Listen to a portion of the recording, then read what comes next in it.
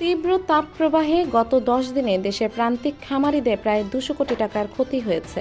চলতি মাসের শুরু থেকে টানা তাপপ্রবাহ ও লোডশেডিংয়ের কারণে দেশের অনেক খামারি এই পরিস্থিতির শিকার হয়েছেন।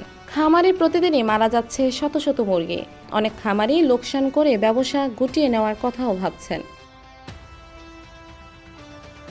এখনকার আবহাওয়া মুরগির জন্য অসহনীয়। গড়ে 20 থেকে 25% মুরগি ক্ষতিগ্রস্ত হচ্ছে।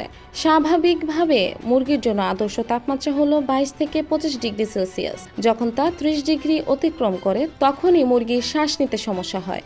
এতে মুরগি দুর্বল হয়ে যায় এবং রোগ প্রতিরোধ ক্ষমতা কমে যায়, ফলে বিভিন্ন ভাইরাসে আক্রান্ত হয়। এ কারণে বর্তমানে অনেক মুরগি মারা যাচ্ছে। চলমান পরিস্থিতিতে মুরগিরা খাবার খাচ্ছে কম, এতে ডিম উৎপাদন কমে যাচ্ছে, শেপও নষ্ট হচ্ছে। ওপেন হাউসে মর্টালিটি রেট বেশি, তবে এনভায়রনমেন্ট কন্ট্রোল হাউসে মর্টালিটি রেট কম। গত কয়েকদিনে দেশের বিভিন্ন স্থানে তীব্র তাপপ্রবাহে ব্রয়লার মুরগি হিট স্ট্রোকে মারা গেছে। এতে ডিম উৎপাদনও কম হচ্ছে, ফলে আগামীতে ডিম ও মুরগির দাম আরও বাড়ার সম্ভাবনা রয়েছে। বরিশালে উজিরপুরে গত 2 দিনে 12 ঘন্টা বিদ্যুৎ ছিল না। তীব্র গরম ও লোডশেডিংয়ে ঝুঁকির মধ্যে ফেলেছে খামারিদের। এদিকে তাপপ্রবাহ অব্যাহত থাকতে পারে বলে সতর্ক করেছে বাংলাদেশ আবহাওয়া অধিদপ্তর।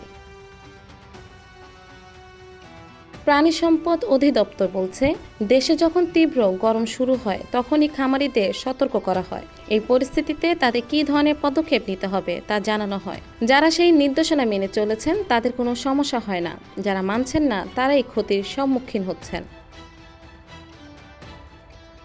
চলতি বছরের 21 এপ্রিল চুয়াডাঙ্গার বাংলাদেশের সর্বোচ্চ তাপমাত্রা রেকর্ড করা হয় 42.6 ডিগ্রি সেলসিয়াস। ওই দিন জেলায় গড় তাপমাত্রা ছিল 37.5 ডিগ্রি সেলসিয়াস। বিশেষজ্ঞরা বলছেন, এল নিনোর কারণে তীব্র তাপপ্রবাহ তৈরি হয়েছে, যা বর্তমান দক্ষিণ ও দক্ষিণ পূর্বাঞ্চলে প্রভাব ফেলেছে।